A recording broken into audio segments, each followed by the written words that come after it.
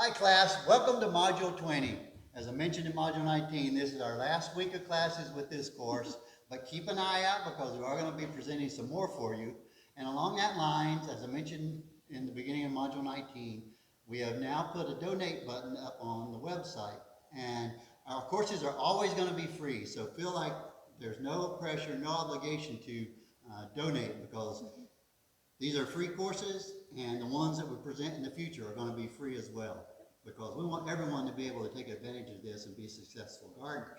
However, if you can and would like to donate, that helps us to defray some of the costs of the materials we use, the software, and some of the equipment. So keep that in mind and watch for that donate button, and if you can, we'd really appreciate it.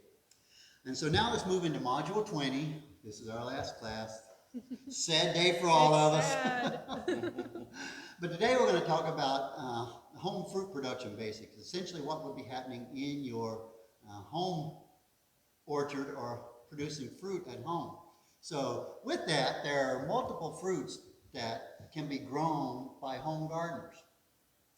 What we're going to cover are this list. It looks like a pretty big number of fruits here, but this doesn't even scratch the surface of what's out there and available. So we're going to go over this, and we're going to talk specifically about some of these that you see here on the slide right now, and talk about things to consider if you are thinking about growing fruits in your home garden. There are certain things that you got to think about. Now you see there's a lot that you can grow, but you got to remember that fruits are different from vegetables. And vegetables can be grown virtually everywhere in the world. And if you want to grow your own fresh tomatoes, you can grow them from the Arctic all the way up to, all the way down to the tropics. Because they are an annual crop, they usually have a short season, or if not, there have been varieties that have been developed for short seasons. So vegetables can be grown everywhere, and that just depends on which varieties you choose. Fruits, on the other hand, the fruits that you can grow are usually determined by the climate that they're going to be grown in. Fruits are most always grown outside and in ground, though we're going to mention other ways in a little bit. So with that, you've got to think about your USDA zone. Now, the hardiness zone, that takes a look at the average high temperatures and low temperatures over the course of a year, over the course of multiple years. And these have been determined and classified into zones. Now you can find your hardiness zone almost always in every seed catalog, they'll have it. And you can go online and look it up. You can even look up a particular city that you live in and say, what hardiness zone am I in? And you'll get that answer now. It's really easy nowadays.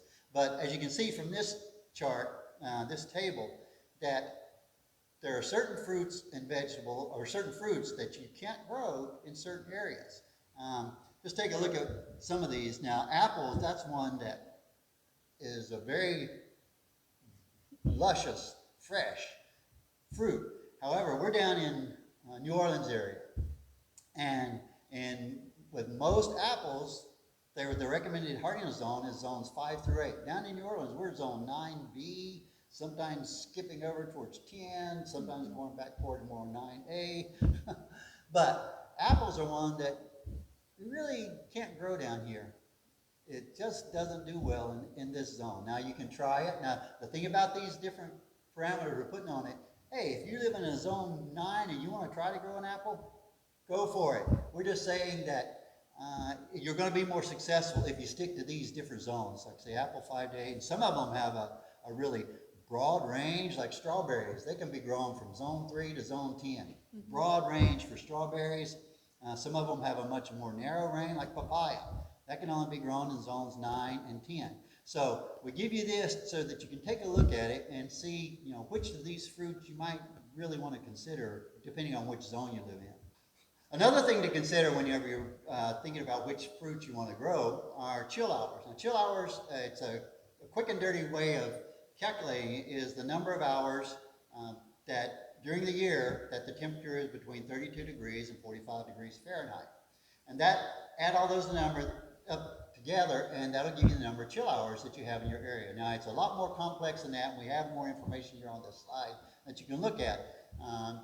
as far as calculating chill hours, but that's a good, quick, and dirty way to do it. And why the chill hours are so important is that without those chill hours, the tree will not flower and set fruit.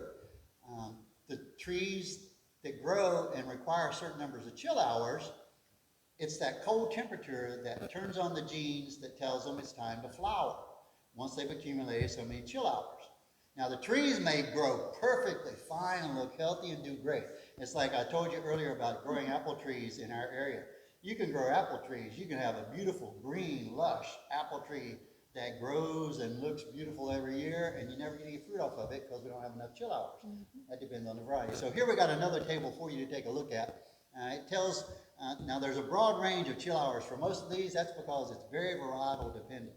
And trees with the fruits with the asterisk next to them, like apples, cherries, the kiwi fruit, plums, raspberries, there's been a concerted effort to breed varieties with low chill hours on a lot of these because there's areas where people want to grow them and the tree would do fine, but it doesn't get enough chill hours to flower and fruit. So they've been developing trees with lower chill hours.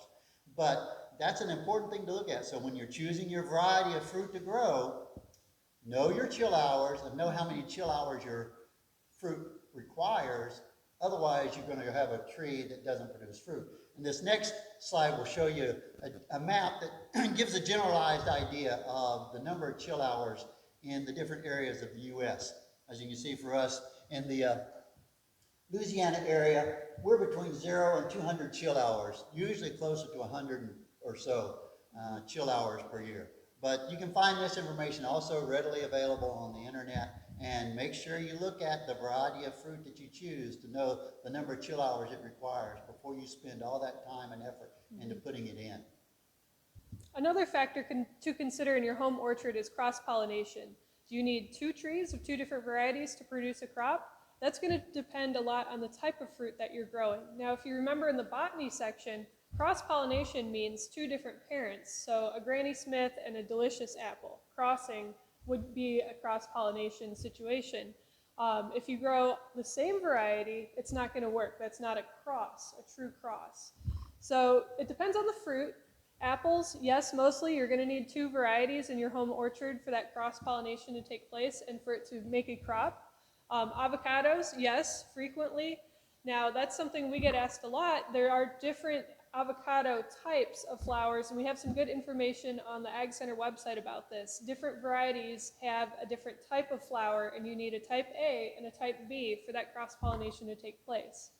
Other things like cherries, there are exceptions to the rules. Sour cherries don't need cross-pollination, however the sweet cherries do. You need 2 varieties for that crop to take place. Another good example would be the persimmons. The Japanese ones don't need cross-pollination, however American persimmons do. So it really depends on what you're trying to grow, and keep this chart handy when you're making those decisions. Plant spacing is another important consideration when you're planting your home orchard. You don't want to plant things too close to structures or too close to one another. Fruit trees really do need good light and airflow for them to be successful and healthy. And there are dwarf and semi-dwarf varieties, so that's important to know when you're shopping for fruit trees. And the spacing changes depending on if it's a standard, a dwarf, or a semi-dwarf cultivar. And on this chart, we do outline the spacing, and this would be from trunk to trunk. So for example, apples need 15 to 18 feet between standard trunk varieties, and then the dwarf cultivars, you can plant them 4 to 8 feet together. So it really does depend. Some other ones like the grapes and the muscadines, it's going to depend on how you're trellising them a little bit as well, and we'll get into that in a second. But in general, you don't want to crowd your fruit trees.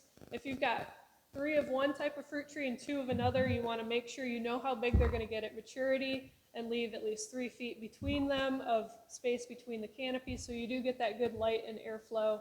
That really just keeps things very healthy for you. Growing conditions are also very important. As I mentioned, most fruit trees do prefer full sun. There are some exceptions to that rule, pawpaw being one. Blackberries and blueberries can tolerate a lot of shade, but in general, most fruit does like those full sun conditions. Remember from our garden planning section, that's 8 to 10 hours a day. Well-drained soil, high in organic matter is preferred by almost all of them. Most fruit trees are perennial crops. You know, I think all fruit, including strawberries, could be considered a perennial. They don't like sitting in wet, soggy conditions. They need a healthy root system to be sustained from year to year. So keep that in mind. The pH for most of these crops is going to fall between 6 and 7. That's a nice neutral range right there, with some exceptions. Blueberries are acid lovers, so they prefer pH between 4.5 to 5.5. Strawberries like it a little acidic too, 5.5 to 6.2. Raspberries, however, like it a little more alkaline, into the 7s, the mid-7s. So it's going to depend a little bit, but in general, that neutral range is something that most of the fruit crops prefer. Water is especially important as fruit is forming. We see this a lot in the New Orleans area where we'll hit a drought in the fall and a lot of fruit will drop from the trees, or we'll get too much rain or too much water, and then a lot of the fruit will split. This is especially true with citrus. So water, as that fruit is forming, as it's filling and ripening, is extremely critical to get it just right. You may require irrigation in these cases, or deep water your trees if we hit a dry spell. It's something you need to be aware of if you're producing these fruiting crops. So now we're going to talk about growing fruit trees in containers. You can grow just about anything in a container that you can grow in the native soil. You just have to provide the growing conditions it needs. You need to provide the soil, the nutrients, the water, and the sunlight, just like an in-ground plant. Now here you have showing just different variety of things that can be grown in containers. Mm-hmm. One thing you'll notice a lot of times in containers, you'll have smaller plants, so that the act of actually growing them in containers can dwarf them a little bit, but also you would pick dwarf varieties if possible. But some things to remember, except for blueberries, except for berries, large containers.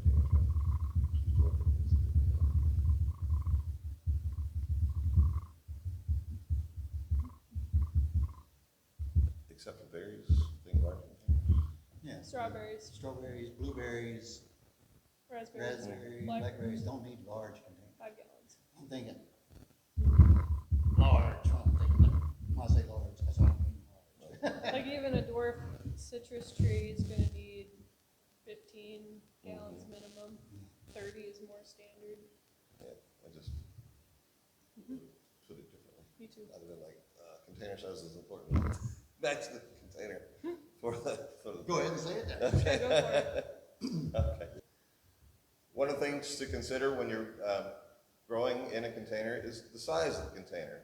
Berries, most of your berries only need about a 5-gallon bucket to grow in. That's all the space they need. But most of these larger fruits will need a much larger container. So think about that. Container size and shape is important too.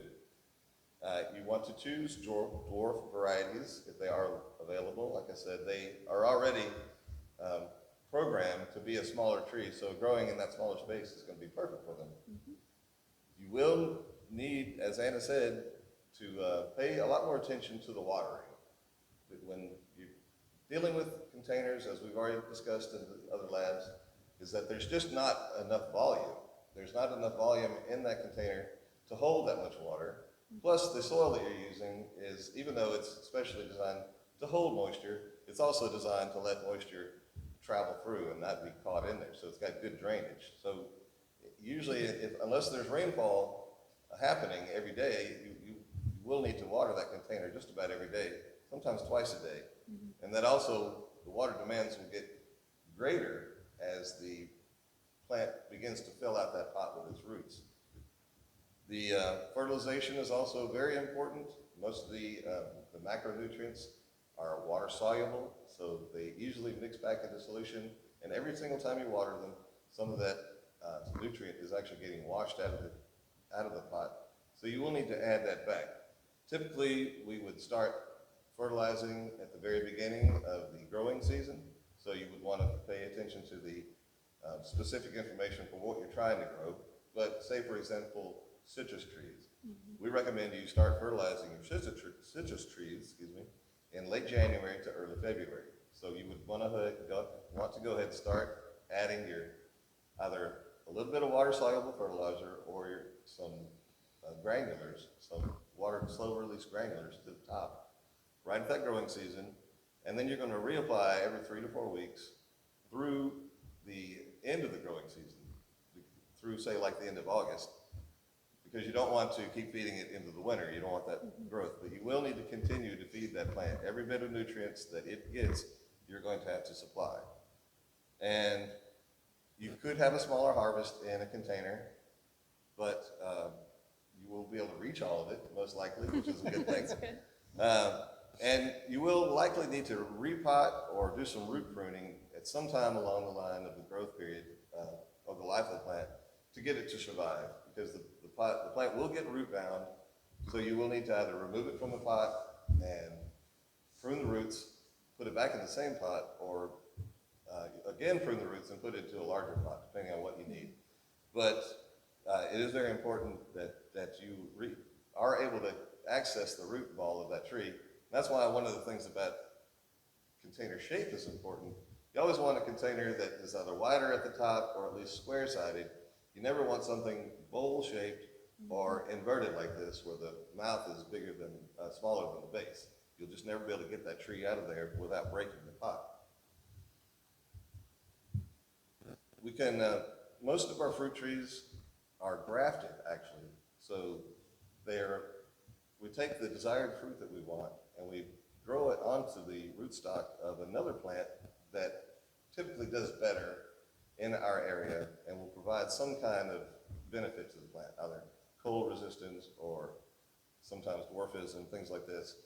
But very rarely do we have a plant that's actually just grown from the seed in native soil. It can increase the plant vigor. It does give you true varietal performance, because you're basically just taking a piece of a tree that you know all of its characteristics, you know how it performs. You're taking a piece of that and you're putting it onto this other tree. So what grows out from that is going to be exactly like the parent tree. The rootstock can impart some disease resistance. Again, that's the benefit of using these plants that do well in our area, is that they are modified so they have these disease resistances. You can get earlier fruiting. It can be 2 to 3 years versus 5 to 15 years if you were to grow it from seed. That's because you're already starting with something that knows how to produce fruit. Technically, that piece that you took from the tree was already mature, so it doesn't have to grow up quite as much. It already knows the information. Also, actually growing in containers in general will make trees fruit faster, because the roots hit the end of the world faster. They think they're mature and they start producing fruit, whereas trees in the ground have a lot more area to spread out in to get comfortable with. Grafting can also, like I said, impart some dwarfism, which is good for us. Even in orchards, some of the growers prefer using dwarf trees because they don't have to use ladders or things like this to pick the fruit anymore. The guys are just always on the ground and they're right there, easy to reach. So some of the common ones that we notice that we graft are apples, avocados, cherries, citrus trees, grapes, pawpaws, peach, pears, persimmons, plums, and pomegranate, just to name a few. Want to go ahead and take over this one, Anna? Sure. Virtually all commercial fruits are available and asexually propagated, and there's good reasons for that. All the plants will be bred true to type, so there's no surprises. You can buy 500 strawberry plants and they're all going to bear identical strawberries. It's a good way to do it besides grafting, and this is done in a variety of ways. Rooted cuttings, for example, and you'll remember that from our plant propagation class, and that would include grapes, figs, blueberries, raspberries, blackberries, and kiwi fruit. Those are all typically done through rooted cuttings from a parent stock. Also tip layering. Strawberry is a super common one. I'm sure people have seen the strawberry runners. Those are the tips, and you can root those and create identical clones of that mother plant. Other ones that we would tip layer include raspberries and blackberries. You can bend those canes down, put a brick or something on them. It'll grow roots where it contacts the soil. You cut it, and then you have an identical plant you can put elsewhere. Tissue culture is a relatively high-tech way of propagating fruit trees, but it works pretty well. Raspberries, papayas, and strawberries are tissue cultured in labs So little sections of that parent plant are placed in a agar or gel solution and grown under very specific conditions to create clones, and you can get like 250 or 300 of them on a petri dish, and then those turn into mature plants eventually. One that isn't really propagated asexually would be papaya. That's one that grows very easily from seed, and it's a very quick crop as well. You can plant those seeds of a papaya, and the same year you can get a mature papaya tree and be picking fruit very shortly off of that. So that's an exception to the rule.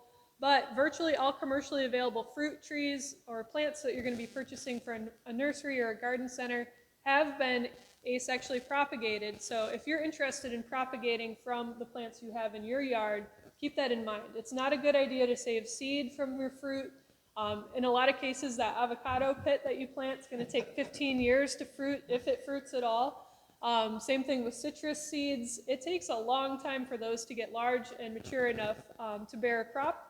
And unless you've got a couple of decades to wait along, it's a good idea to go to the nursery, the garden center, or asexually propagate some plants yourself. Because as Chris mentioned, that tissue from the parent plant is mature. It knows how to bear fruit. It's gone through a juvenile phase already. It's gone through its teenage years, so to speak, and it's an adult now. So the best way to propagate is asexually. Another thing that you're going to need to consider whenever you're growing your fruits and vegetables is, or in this case the fruits, is what do you need to do to support them? Now, if you're growing fruit trees, they do their own support, they have their trunk, they have their limbs, you're not going to really need to do anything. We're putting this in there because there are certain fruits that we've talked about that you really are going to have to provide trellises for. If you don't trellis these, the ones we're talking about here particularly are the blackberries, grapes, kiwi fruit, and raspberry. If you don't provide them a trellis, if they do produce fruit, which they may, it's going to be where you can't get to it easily, where it's going to rot easily, where animals can get to it easily, and your whole production amount is going to be reduced. So if you're going to grow blackberries, grapes, kiwi fruit, or raspberry, consider the fact that you're going to need to trellis them. And here's some examples of that. We have the blackberries on the top left and top right are raspberries. There are different types of trellising you can do. There's a grape there on the bottom left. That one's a muscadine grape. It only needs 2 cordons or 2 laterals growing out. If you're growing the bunch grapes or wine grapes, those are usually trellised as 4. And we're going to get into some pruning for you a little bit later on.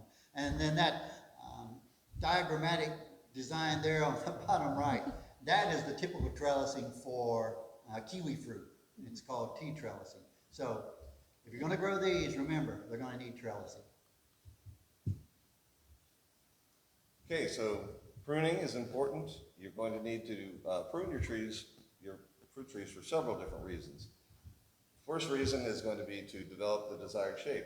Starting at a very young age, they do their first pruning. Usually they take out maybe the top stem coming up to force the lateral branches, things like this. You also want to maintain the tree at the desired size. So a lot of times you can be limited, but there's a lot of things you can do, either in cutting or removing sections from the inside that can reduce the size. You want to, one of the most important things is to allow sunlight to filter into the center of the tree. So you want to open up that canopy a little bit, especially citrus trees, this is really important. But you want to allow that sunlight to get into the middle of the tree. And also, if you're treating for pests or disease, opening up that canopy allows for the product you're using to penetrate deep into that canopy. If it's blocked by too many leaves or too much dead wood and stuff inside, that will block and make that much less effective. It also, you want to improve the tree strength and encourage new shoots. Many fruit trees only produce fruit on the new wood that was produced that year. So a lot of times, say like in fig trees, you want to go back in the wintertime and cut it down and encourage that new growth to come out and produce that new wood. You also want to improve the air circulation. Really important to have a good flow of air. As we know, all these diseases, they like those wet conditions, the moist, warm, breeding kind of zone that you create. So if you have that airflow in there, it can dry out between rain events and things like that. That really helps. And the last thing is that you want to remove dead wood, broken branches, crossing branches, parallel branches, things like that that make weak joints and things like that. When you have two branches that are moving along with a very tight V in between, that's a weak place, they'll break, so you can cut one of them off. You know, you always usually want this nice steady angle in your branches. So look for weak stuff like that. And water sprouts are important. The water sprouts are fast growing, really aggressive pieces of stems that grow from another stem. Mm-hmm. Typically they go straight up right through the center of the tree and they pop out the top, and you can usually see this thing's towering above. Well, in some situations you could train these if you needed to, but most of the time you would take that out.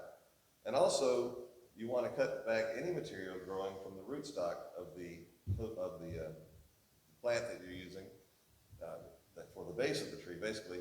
So even though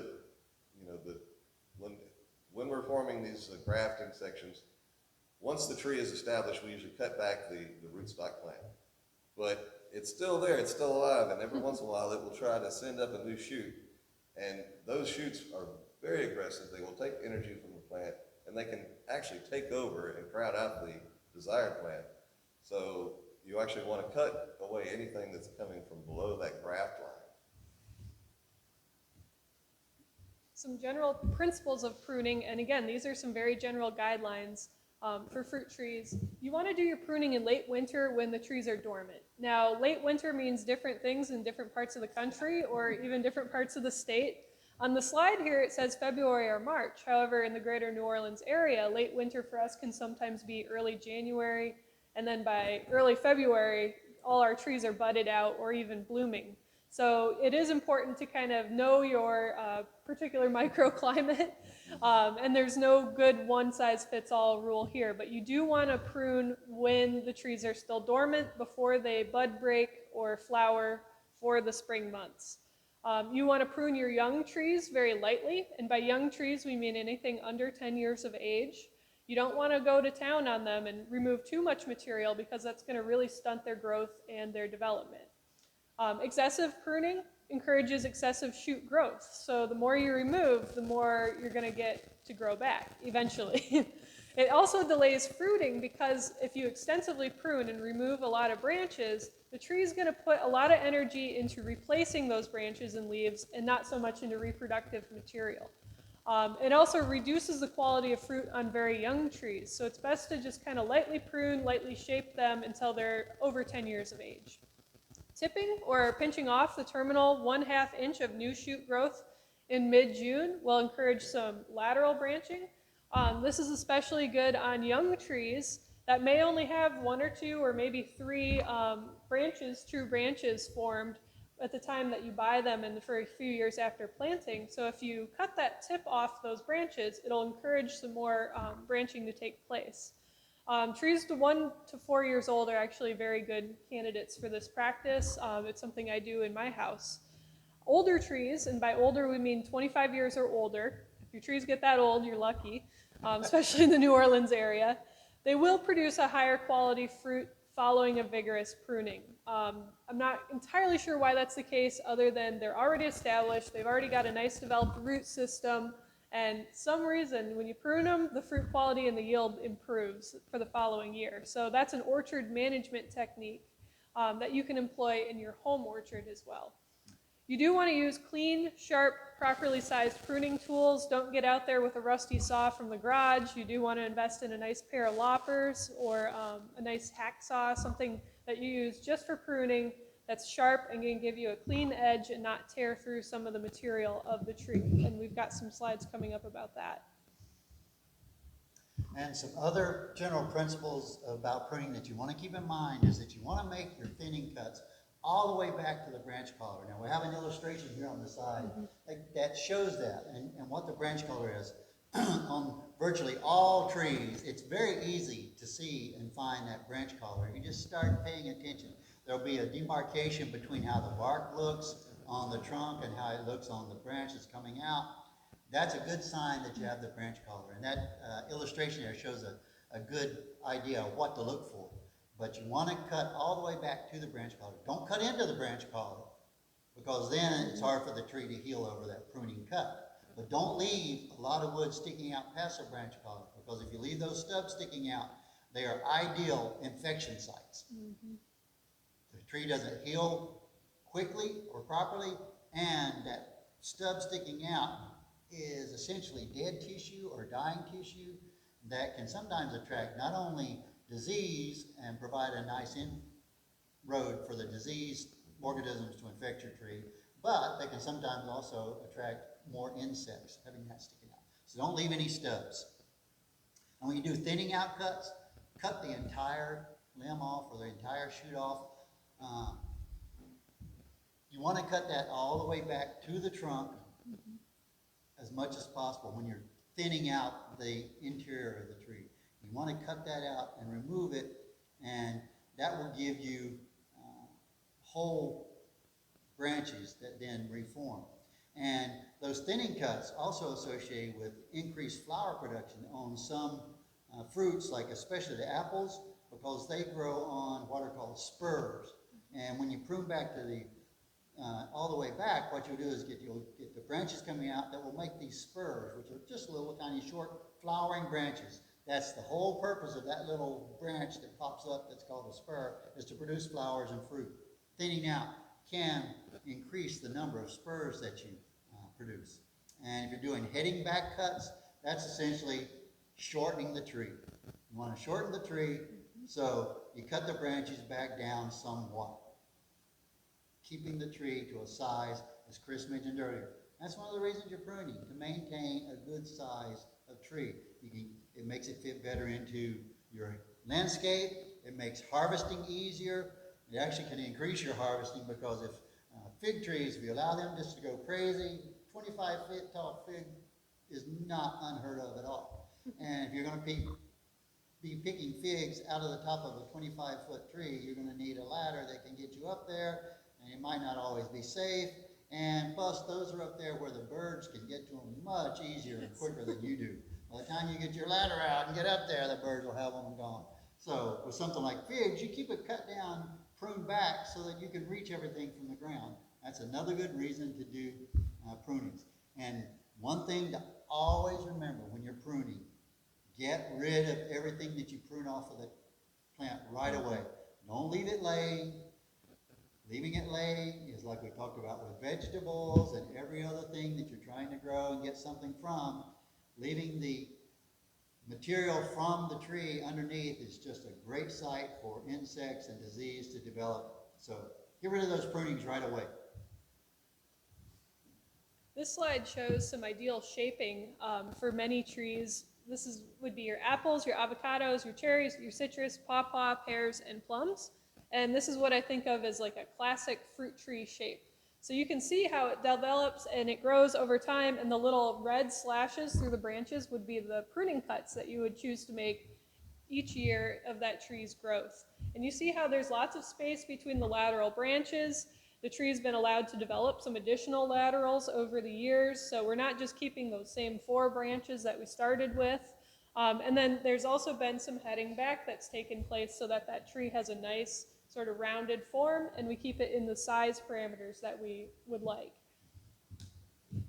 Now, besides what Anna talked about, which is considered you're having a main central leader type pruning, then with the fig, the peach, and the plum, you don't want that main central leader. Right. What you want to do is eliminate it and produce lateral branching. So this is kind of the open center type formation of pruning and training of your fruit trees. You want they come out more plainer looking, and all the fruit, the sun can get to it easily, it ripens easily, it helps it to resist disease. So, like I said, with the figs, the peach, and the plum, you want to go with more of an open center system of pruning and training.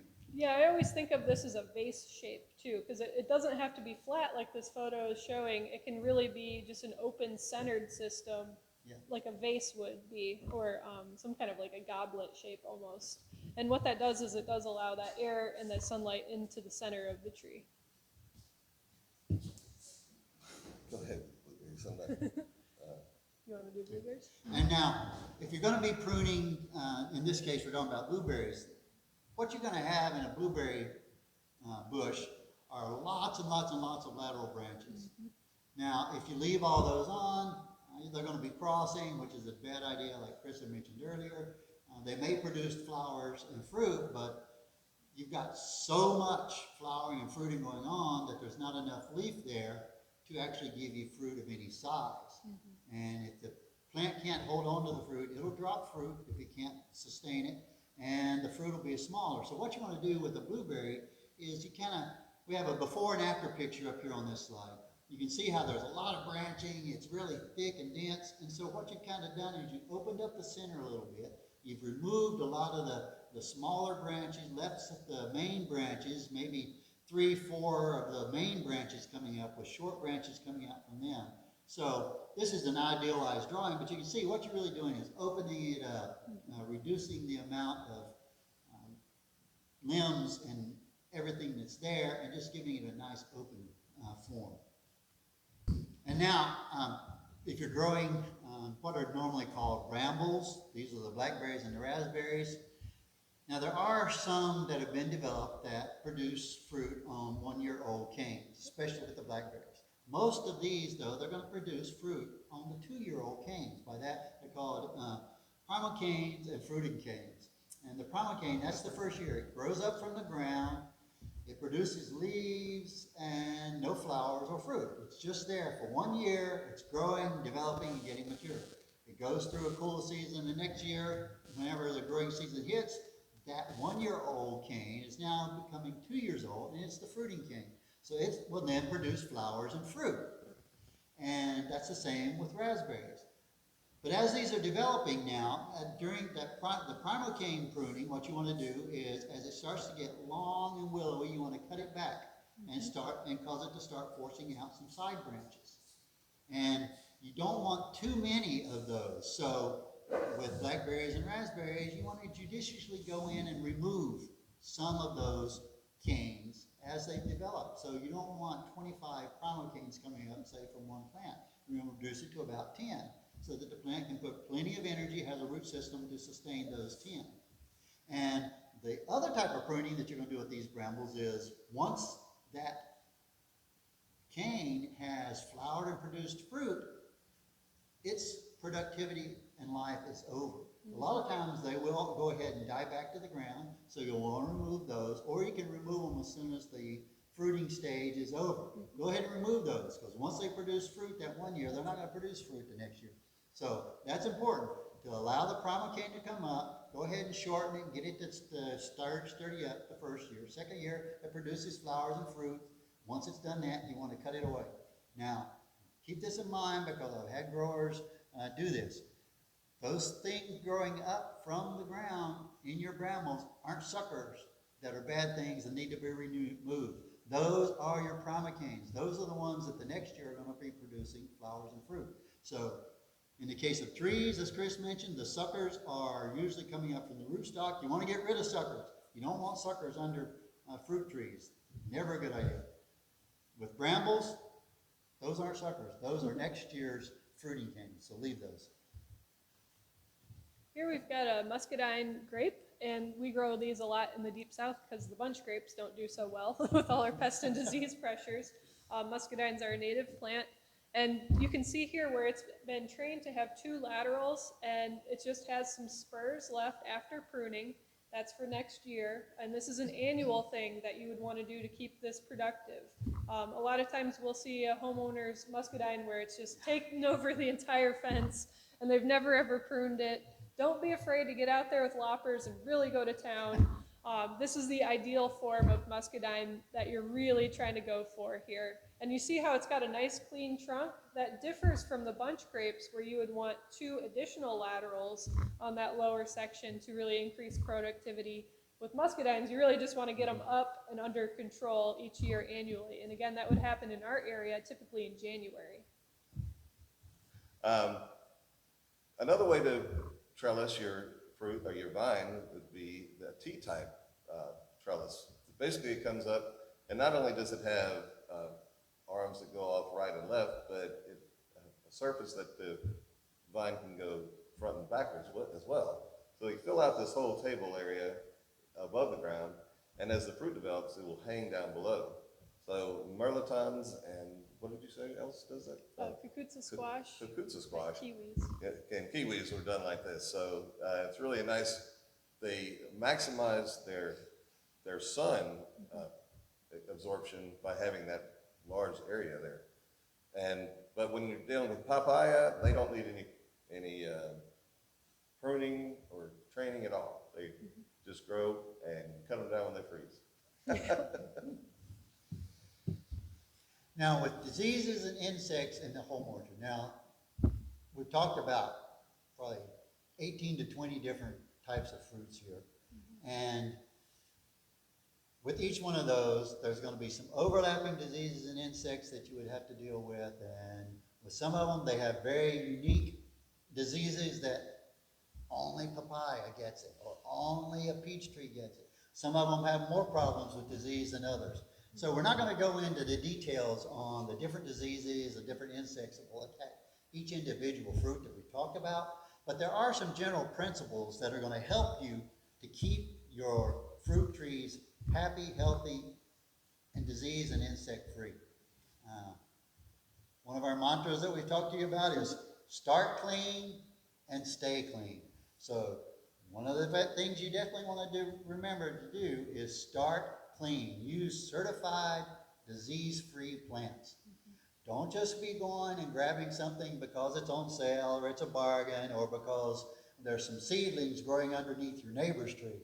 As I mentioned earlier, those seedlings might not even produce the same kind of fruit that that tree is because it's probably a hybrid or something. Or you start that seedling and you're going to be waiting 25 years before you get anything. So start clean, use disease-free plants. And remember, with the majority of these we talked about, we're talking about a long-term investment. 25-year-old fruit trees is not uncommon at all. That once you plant it, it's going to stay there. So that's why it's important to really think about the location that you're going to plant your tree before you plant it. Because the location goes back to what we were talking about earlier, plenty of sunlight, good drainage. Trees need that. If you plant it in an area that gets maybe enough sunlight, or you're planting it somewhere and there's another tree growing nearby, which is going to come over the course of time, is going to eventually shade it out, that's not a good place to start your fruit tree. So think about the fact that you're planting 25 years or so of growth for that tree whenever you choose the site. That's why it's important location. And again, starting clean, got a resistant, you use disease-resistant rootstocks for your trees. That's a lot of the reasons why trees are grafted, is because the rootstock is resistant to common diseases that the top isn't. So you can just put the top onto resistant roots and you got disease resistance. So that's another way to control those insects and diseases. And you want your tree to stay healthy, you want it to be healthy, and once you plant it, there's not a whole lot you're going to be able to do easily to change the soil conditions. So know what your tree needs and do that to the soil before you plant the tree in. So prepare the soil first. Do a soil test. Know what the pH is. Know what the level of nutrients are. Know what the drainage is. Know what the organic matter is. Now each year you are going to have to fertilize, and each year you're going to want to replenish the mulch, which is replenishing the organic matter. So that's a yearly thing, no matter what you're growing. But it's a good idea to get that soil as good as possible before you plant the tree, and then plant it. Yeah, one thing about a lot of people around here, we get calls, they planted a fruit tree in an area that is just waterlogged all the time.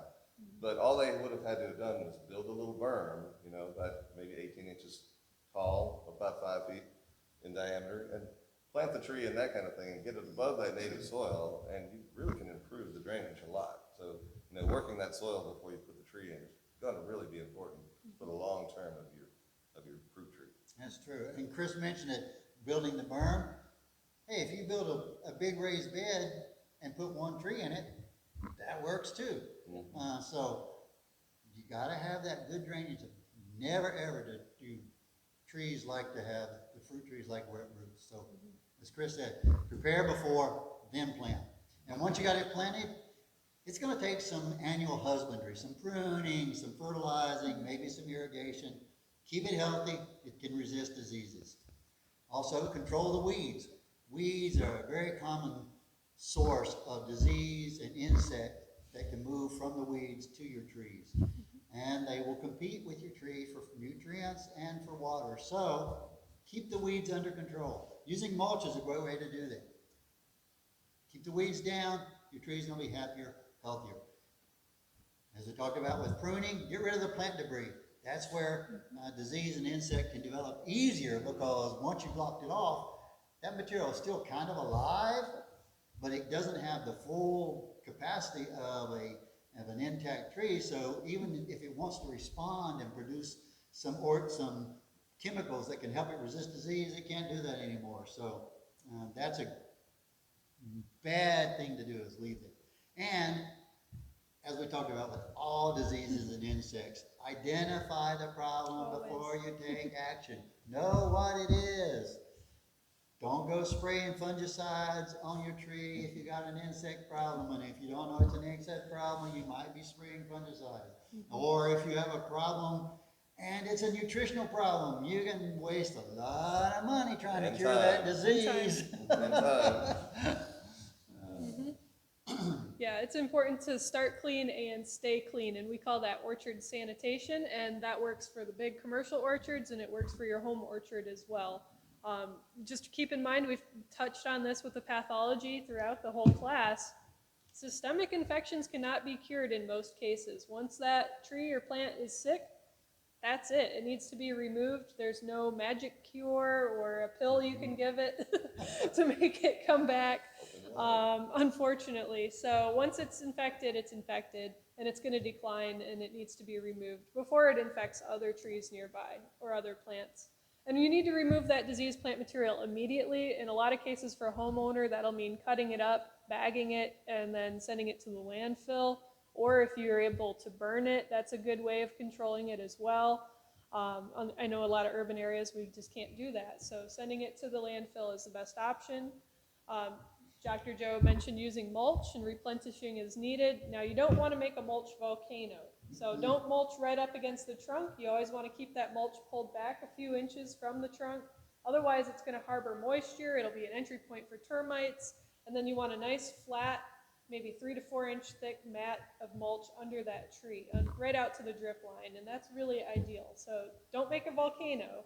Keep it nice and flat and keep it off the trunk. That's very important. Avoid overhead watering. I know we keep saying that, but that's really important. As the longer those leaves stay wet, or you keep everything moist, that's just an entry point for a lot of pathogens and even insect pests in some cases.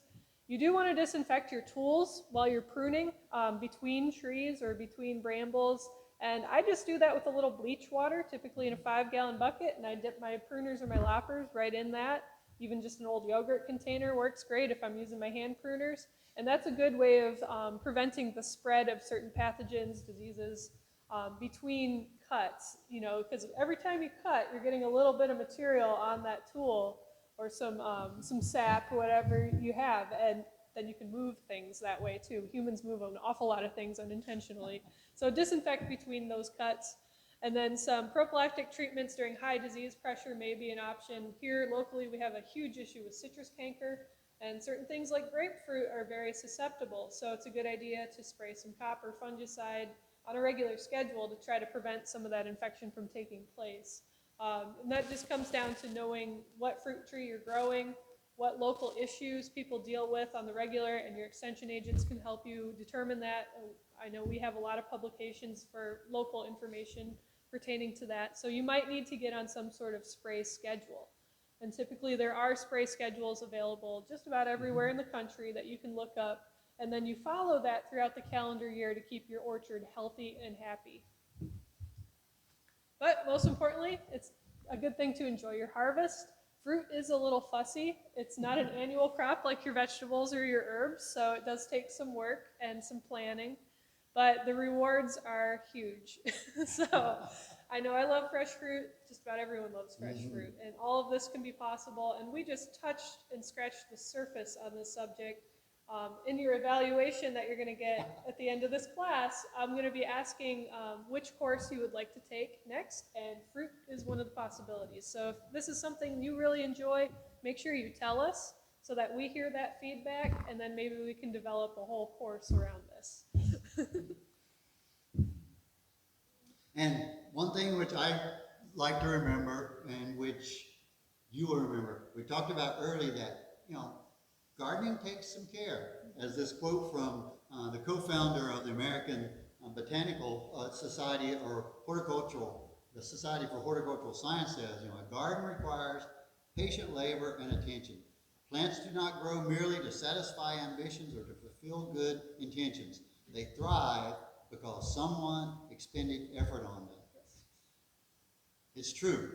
Your gardening, whether vegetables or fruit trees, even your ornamentals, they're going to take some care. They're going to take you to watch them. A good example to show you that they really need some care is, if you look at an old abandoned farm field that they used to grow vegetables, do you see a lot of peppers and tomatoes and carrots growing out there wild and suddenly taking over the field? Nope. What you see are weeds and other things growing everywhere because they are better at growing in those environments and under those conditions than the vegetables you grow. So remember that. It's going to take some care to keep everything looking good. And here it's August right now, and I know I don't like spending a lot of time in my garden, but I'm still out there because that care is so important. You really can't just plant and forget about it, especially with fruit. So true. Right, Yeah. right. Be sure you post all of your discussion questions to the message board. We are going to leave that message board active, even though this is the last, typical week of the class. So feel free to check in with that periodically. I know many of you have started conversations that are ongoing and some friendships even. So just know that that's going to be a nice little online community that will be there in perpetuity. All of the materials that we've posted on the site as well will be up for the foreseeable future. So if you have friends, relatives, folks that want to take this course, we have been advertising it in the last few weeks, so tell them to come on in. The water's fine. It's self-paced, and they should be able to go through all the modules just like you did, and I hope that they enjoy it as well. Smile from the camera.